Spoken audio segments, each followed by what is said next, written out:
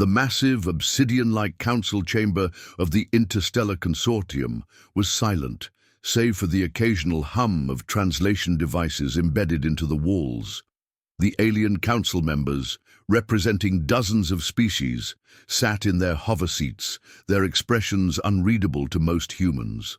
At the center of the chamber, a holographic projection flickered to life, displaying grainy footage captured from the battlefield of Eridani Prime.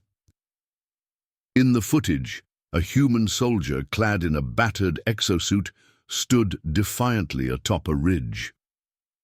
The alien species known as the Zorath, renowned galaxy-wide for their merciless nature and indomitable war machines, had unleashed one of their most feared creatures. The Varnak. A colossal beast of chitin and rage, the Varnak towered over the human, its multiple glowing eyes scanning the battlefield. The Varnak roared, a sound so deep it seemed to shake the very air within the council chamber. The human soldier, remarkably, did not flinch. Instead, they reached into a pouch on their utility belt, pulled out a small, round object, and threw it at the beast's feet. The council gasped as the Varnak paused, sniffing the object warily. Moments later, an eruption of sound echoed across the battlefield, not an explosion, but laughter. The object was a simple human device known as a novelty sound grenade. It emitted the distorted laugh of an Earth comedian, looping over and over in a comically high-pitched tone. The Varnak stopped dead, its massive head tilting as if trying to comprehend the bizarre sound. Then, impossibly, the monstrous creature recoiled in confusion, its massive clawed feet stumbling backward. The human soldier capitalized on the moment, leaping onto the Varnak's back and planting a makeshift EMP charge directly on its neural harness. The beast fell with a thunderous crash moments later. The council chamber erupted into chaos. Unnerving, hissed Zoltor, the Zorath ambassador, his mandibles clicking furiously. These humans weaponize absurdity. Another council member, a Cephlaxian diplomat, muttered through their vocal tendrils, "How can a species this irrational thrive?" The elder Croth delegate, who had fought humans centuries ago, growled, "You misunderstand. They do not fear the rules of engagement as we do. They laugh at them." The hologram ended abruptly, the image of the victorious human fading into darkness. All eyes turned to the Zorath ambassador, whose fury had now transformed into something more troubling: unease. "They are not like us," the ambassador finally admitted, his voice low. "They are worse. They are unpredictable." The consortium had convened in response to the escalating conflict on Eridani Prime. Located in a volatile region of the galaxy, the planet was rich in iridium, a resource crucial to advanced warp cores. The Zorath had staked their claim, expecting an easy conquest. What they hadn't anticipated was the arrival of humanity. In the days following the human soldiers' audacious encounter with the Varnak, the alien council struggled to make sense of the footage. The Zorath ambassador, Zoltor, seethed with indignation, his serrated claws tapping against the polished table. "They are primitives," Zoltor spat, his mandibles quivering, "barely a few centuries beyond their own planetary boundaries. And yet they dare to humiliate us?" Across the table, Ambassador Velar of the Cephlaxians regarded Zoltor with a serene expression. The Cephlaxians were a species of aquatic scholars, known for their patience and analytical prowess. Velar's tendrils undulated thoughtfully. "Humiliation is a strong word, Zoltor," Velar said in a calm tone. "Perhaps adaptation would be more accurate." "Adaptation?" Zoltor bellowed. "They threw a toy at a Varnak. How is that adaptation?" The council's deliberations were interrupted by the sudden entrance of Commander Idris Kane, humanity's representative to the consortium. Tall and broad-shouldered, Kane exuded a quiet confidence. His crisp uniform bore the insignia of the Terran Expeditionary Corps, the winged star glinting under the chamber's light. Kane wasted no time. "Ladies and gentlemen," he paused, glancing at the varied species before him, "and esteemed beings, let's not waste time debating semantics. The Zorath attacked without provocation. Humanity responded." Velar leaned forward, her translucent eyes glinting. "And what was your response, Commander? A joke?" Kane allowed himself a small smile. "Humor is a human specialty, but if you think we rely solely on novelty grenades, you're sorely mistaken." The room fell silent, tension thickening the air. Kane turned toward the holographic display. Activating a detailed schematic of the battlefield, he gestured toward a series of encampments marked with Terran insignias. "We are outnumbered and technologically outmatched," Kane admitted. "Zorath warships dominate the skies, and their ground forces are relentless. But where they rely on brute force and predictability, we thrive on ingenuity and unpredictability." Zoltor scoffed. "Your ingenuity won't hold for long. Human, the Varnak was a minor setback. Our next wave will crush your forces." Kane's expression hardened. "Perhaps, or perhaps we'll surprise you again." Meanwhile, on Eridani Prime's surface, Lieutenant Ayla Reeves led a squad of exhausted soldiers through the shattered remains of what had once been a bustling mining colony. Reeves was a decorated officer known for her quick thinking and unshakable determination. Born on a frontier colony, she'd spent her childhood fixing broken farming drones and scavenging for parts, skills that now served her well in the chaos of interstellar warfare. Her squad comprised a diverse group of Terrans. Corporal Singh, the demolitions expert who could rig an explosive out of anything. Private Chen, the team's scout with a knack for disappearing into the shadows. And Sergeant Morales, a grizzled veteran who acted as Reeves's second-in-command. "Lieutenant," Morales said, his voice low but urgent, "scanners are picking up movement. Zorath patrol, maybe 2 clicks out." Reeves nodded, scanning the horizon through her visor. The jagged terrain of Eridani Prime was littered with wreckage, a testament to the ongoing battle. The air was thick with smoke and the acrid tang of plasma burns. Singh set charges along. "The ridge," Reeves ordered. "Chen, find us a vantage point. Morales, get the rest of the squad ready to fall back if needed." "And what about you, ma'am?" Morales asked. Reeves grinned, her expression equal parts confidence and mischief. "I've got an idea." Back in the Zorath command center, Zalta watched the battlefield unfold through a live feed. The human squad was vastly outnumbered, their ragtag tactics almost laughable compared to the precision of Zorath forces. Yet something gnawed at him. "They're improvising," Zoltor muttered, watching as the humans used the terrain to their advantage. Singh's charges exploded in a cascade of rock and fire, creating a natural barrier that slowed the Zorath. "Advance!" Reeves and Chen coordinated to draw enemy fire away from the squad's retreat, their movements seamless despite the chaos. The Zorath commander standing beside Zaltor sneered. "They delay the inevitable. Their resistance is futile."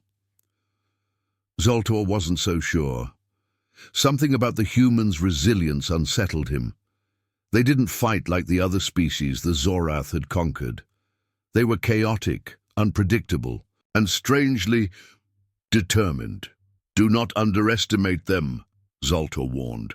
"These humans are not bound by the logic we understand. They are different." The sun was setting on Eridani Prime, casting an eerie red glow over the battlefield. In the distance, Zorath warships hovered like predatory birds, their silhouettes stark against the crimson sky. The human squad huddled in a makeshift shelter, their faces illuminated by the flickering light of a portable generator. Reeves reviewed their dwindling supplies, her expression grim. "We're low on ammo, and reinforcements are still days away. If we're going to hold this position, we'll need to get creative."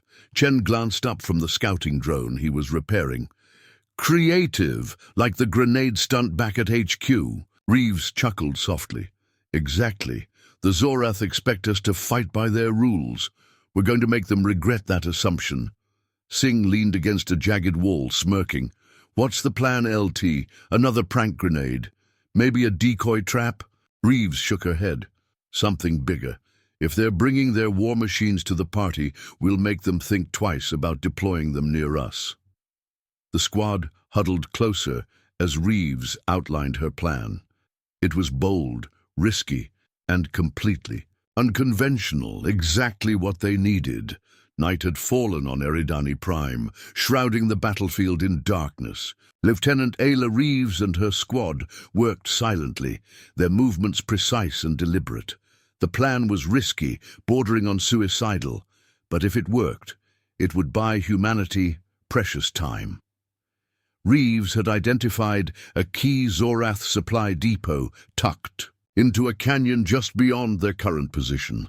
The depot was heavily guarded, with automated turrets and a squad of Zorath warriors patrolling the perimeter. The supplies there were critical for the Zorath's continued assault. Disable it, and the enemy's forward momentum would falter. Singh, how's that EMP charge coming along? Reeves asked, her voice a low whisper. Ready to go, LT, Singh replied, his hands deftly assembling the final components. This baby'll fry everything in a 200-meter radius. Good. Chen, once we're in position, I want you to draw their attention to the west. Morales, you and I will plant the charge. Everyone clear on the plan? The squad nodded, their faces resolute. They were tired, battered and outnumbered, but not one of them hesitated. Humanity's strength lay in its ability to adapt and persevere, and tonight they would prove it once again. Chen moved like a shadow, slipping past the Zorath patrols and scaling a rocky outcrop overlooking the depot. She set up a small, jury-rigged device that emitted a high-pitched frequency, a sound specifically designed to irritate the Zorath's sensitive hearing. Within moments, the alien guards began to stir, their attention drawn toward the noise. West perimeter compromised, one of the Zorath soldiers barked, their guttural language translated through Reeves's helmet comms. Investigate immediately. As the guards moved toward the disturbance, Reeves and Morales crept toward the depot's central hub. The automated turrets loomed overhead, scanning the area with mechanical precision. Singh's EMP charge would disable them, but only if they could get close enough. Almost there, Reeves murmured, her heart pounding. She could feel the weight of the mission pressing down on her. Failure wasn't an option.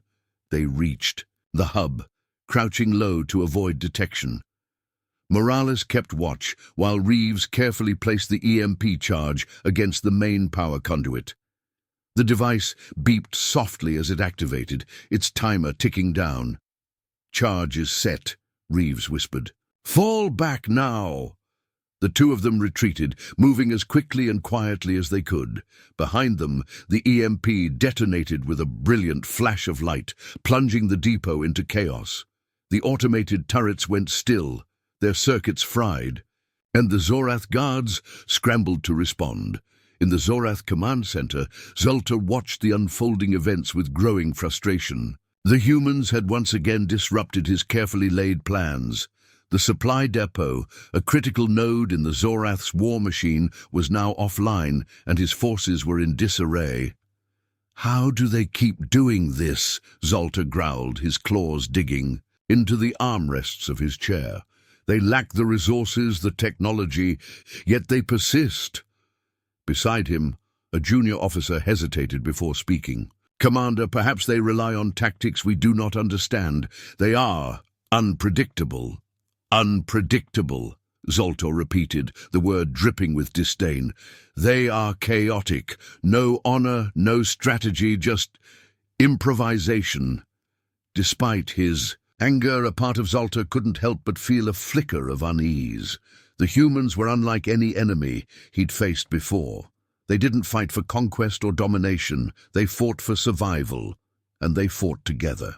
It was a concept alien to the Zorath, whose rigid hierarchies left little room for individuality or creativity.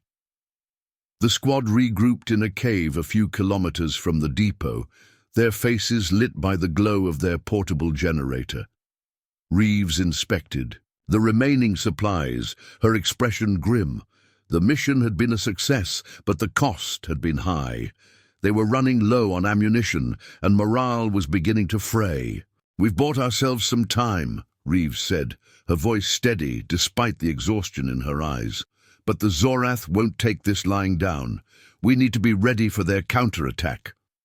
Morales leaned against the cave wall, his face lined with fatigue. "LT, with all due respect, we're barely holding it together. How much longer can we keep this up?" "As long as we have to," Reeves replied firmly. "We're not just fighting for ourselves, we're fighting for every human out there who's counting on us." Singh smirked, his usual bravado intact despite the circumstances. "Well, when you put it like that, I guess we don't have much choice, huh?" Reeves allowed herself a small smile. "That's the spirit. Now let's figure out our next move." As the squad prepared for the inevitable retaliation, an unexpected visitor appeared at the cave entrance. It was a creature native to Eridani Prime, a quadrupedal reptilian beast with iridescent scales that shimmered in the dim light. The locals called them sky runners for their ability to leap incredible distances. The creature regarded the humans warily, its sharp eyes scanning the group. Reeves held up a hand, signaling her squad to stay calm. Slowly, she reached into her pack and pulled out a ration bar, extending it toward the Skyrunner. To everyone's astonishment, the creature approached cautiously and took the offering. Its rough tongue brushing against Reeves's hand, it let out a low rumbling sound that almost resembled a purr. "Well, I'll be damned," Morales muttered. "LT's got away with animals." Reeves shrugged, a faint smile on her lips. "Sometimes it's about finding common ground." Back in the consortium, the council was in turmoil. The Zorath had demanded immediate action, but other members were beginning to question their assumptions about humanity. "They are not primitives," Velar said, her voice carrying a note of admiration. "They are survivors. Their adaptability is unmatched." Zaltor, though still seething, couldn't deny the truth of Velar's words. The humans had proven themselves time and again, defying expectations at every turn, and as much as he hated to admit it, they were forcing the Zorath to reconsider their approach. "Perhaps we have underestimated them," Zaltor conceded, though his tone was begrudging. "But this is far from over." The air on Eridani Prime crackled with tension. As dawn broke over the battlefield, the Zorath, humiliated by their repeated failures, had unleashed their full might. Dozens of war machines, massive, multi-legged constructs bristling with weaponry, crawled across the rocky terrain, flanked by squads of Zorath warriors. Overhead, warships blotted out the rising sun, their shadows a grim reminder of humanity's precarious position.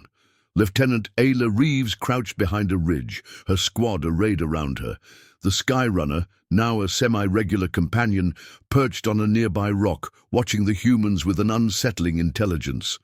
"Looks like they brought everything this time," Morales muttered, peering through binoculars. "I count at least 6 walkers and a couple of troop carriers, and that's just the ground forces."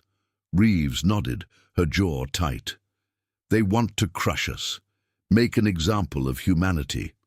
Chen adjusted her scope, her voice calm despite the odds. "So what's the play, LT? We can't take all that head on." Reeves smirked, a glint of determination in her eyes.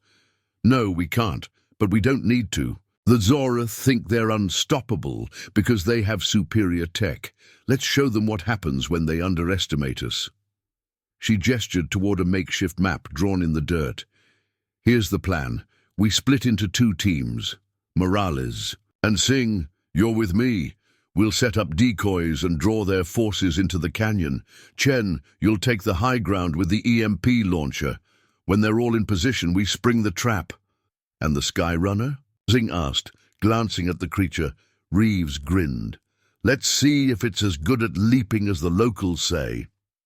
As the Zorath forces advanced, Reeves and her team worked quickly, setting up a series of crude but effective decoys, scarecrow-like. Figures equipped with heat emitters and flashing lights. From a distance, they looked like a larger human force than what was actually present.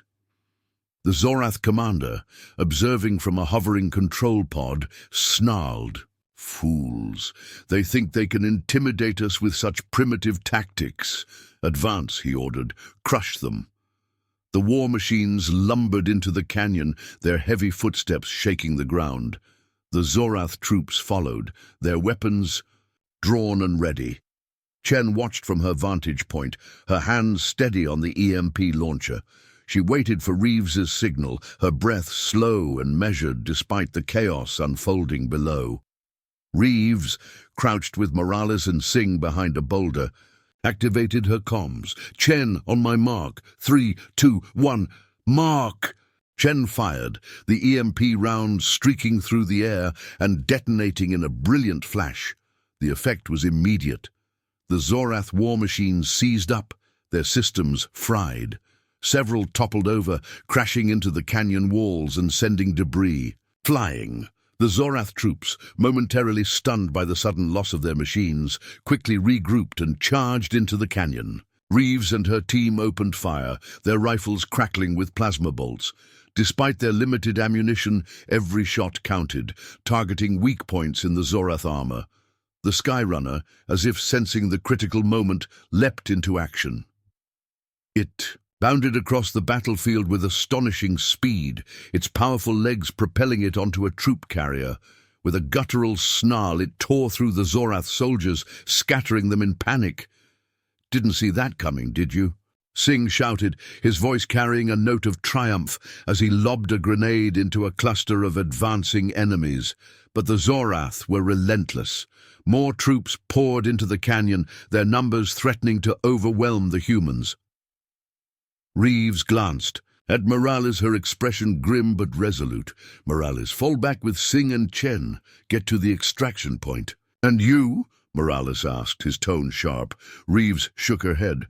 "I'll hold them here. Someone needs to buy you time." "Like hell you will," Morales snapped. "We're not leaving you behind." Reeves smiled, a rare softness in her gaze. "That's an order, Sergeant. Go." Reluctantly, Morales nodded. "You'd better make it out of this, LT." Reeves didn't reply. She turned back to the battlefield, her stance firm as she prepared to make her stand. From his command pod, the Zorath commander watched in disbelief. The humans, vastly outnumbered and outgunned, were still fighting, and not just fighting, winning. His forces were in disarray, their morale shaken by the humans' unexpected ferocity. "They refused to surrender," he muttered, his tone equal parts frustration and awe. "They fight as if their lives are worth more than their defeat." Nearby, Zoltar observed the battle through a transmission feed. Though he had once dismissed humanity as chaotic and primitive, he now saw them for what they truly were. Resilient, determined, and utterly unyielding.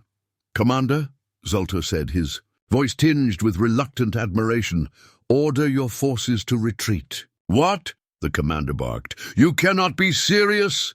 Zoltar's mandibles clicked as he fixed the commander with a piercing glare. "These humans will not stop. They will fight us to the last breath, and in doing so, they will destroy us. Retreat and regroup. This war is not worth the cost." As the Zorath forces began their retreat, Reeves remained in the canyon, her rifle blazing. Her squad had made it to safety, but she stayed behind, ensuring the enemy wouldn't pursue. She was running out of ammo when the Skyrunner returned, its sleek form appearing beside her. It growled softly, as if urging her to follow. Reeves hesitated, then nodded. Together, they made their way toward the extraction point, dodging enemy fire as the Zorath withdrew. Reeves collapsed into the shuttle just as it took off, her body battered but her spirit unbroken. The Skyrunner curled at her feet, its loyalty earned through shared struggle. Back at the consortium, the Council watched the final moments of the battle with rapt attention. Velar, the Teplaxian ambassador, broke the silence. "These humans," she said, her voice filled with awe, "they are not conquerors, but protectors. They fight not for domination, but for survival, and they inspire those who stand with them." Even Zoltor couldn't deny the truth. Perhaps they are not so primitive after all. The council chambers fell silent as the implications of humanity's victory sank in. Humanity had proven itself not just as a force to be reckoned with, but as a species worthy of respect, and perhaps even fear. The Interstellar Consortium's council reconvened in the aftermath of the events on Eridani Prime. The footage of humanity's heroic stand had been distributed among the council members, and for the first time, the chamber was united in its silence. No one spoke. Not the warlike Zorath, the analytical Sheflaxians, nor the stoic Kroth. Velar, the Sheflaxian ambassador, finally broke the silence. Her tendrils swayed as she addressed the assembly. "We have witnessed something extraordinary, a species unbroken by overwhelming odds, driven not by greed or conquest, but by an unyielding desire to protect and endure." Zoltor, who had previously dismissed humanity with disdain, now sat in contemplative silence. His claws tapped against the table, the rhythmic sound betraying his inner conflict. When he spoke, his tone was somber, devoid of his earlier arrogance. "They are unlike any species we have encountered. Their humor, their improvisation, their relentless spirit, it is unnerving, yes, but also admirable. The Zorath underestimated them, and we paid the price." Velar nodded, her translucent eyes reflecting the council's holographic display. It showed a still image of Lieutenant Ayla Reeves standing beside the massive Skyrunner, her face streaked with dirt and determination. If nothing else, humanity has proven that they deserve a place among us, perhaps in time, even as allies. Aboard the Terran Expeditionary Corps flagship, Lieutenant Reeves stood on the observation deck, gazing at the swirling expanse of space. Her injuries from the battle were healing, but the weight of what had transpired still pressed heavily on her shoulders. Around her neck hung a small medallion, engraved with the insignia of her squad, a reminder of those they had lost and the sacrifices they had made. The Skyrunner, now a near-constant companion, lay curled at her feet, its iridescent scales shimmering. In the dim light, it had become a symbol of humanity's ability to forge connections, even in the direst of circumstances. Commander Idris Kane approached, his boots echoing softly against the deck. "You did well, Lieutenant," he said, his voice steady. "Eridani Prime is still ours, and the consortium is finally starting to see what humanity is capable of." Reeves glanced at him, her expression unreadable. "We survived, Commander, but at what cost? Every inch we gain feels like a mile lost." Kane placed a hand on her shoulder. "That's the burden we carry. But remember this. The Zorath retreated. They saw what we're capable of, and they blinked. That's not just a victory, it's a message." Reeves nodded, her gaze returning to the stars. "They're going to come back. You know that, right?" "They always do," Kane replied, "and we'll be ready." Across the galaxy, stories of the humans' defiance began to spread. They were no longer seen as primitive newcomers. To some, they were a force of ingenuity and resilience. To others, they were a species to be feared, their unpredictability as dangerous as their weapons. The Zorath, licking their wounds, withdrew their forces from contested territories. Their leadership issued no formal statement, but their silence spoke volumes. The mighty Zorath war machine had been stalled, not by superior technology or overwhelming numbers, but by a species they had once dismissed as insignificant. In the consortium, humanity's reputation shifted. Ambassadors who had previously ignored Commander Kane now sought his counsel. The Seplaxians proposed a diplomatic summit to discuss humanity's potential membership in the consortium. Even Zaltor begrudgingly acknowledged the humans' place in the galactic community. "They are a species of contradictions," Zaltor said during one such meeting. "Chaotic, irrational, and infuriating, and yet they endure. They thrive. Perhaps we have much to learn from them." Back on Eridani Prime, the landscape bore the scars of battle. Craters pocked the ground, and the skeletal remains of Zorath war machines stood as grim monuments to the conflict. Yet amidst the destruction, there was life. The human survivors began to rebuild, their determination unwavering. Reeves stood at the edge of the canyon where the final battle had taken place, the Skyrunner by her side. She reached down, running her fingers over the creature's scaled hide. "We've got a lot of work to do," she murmured.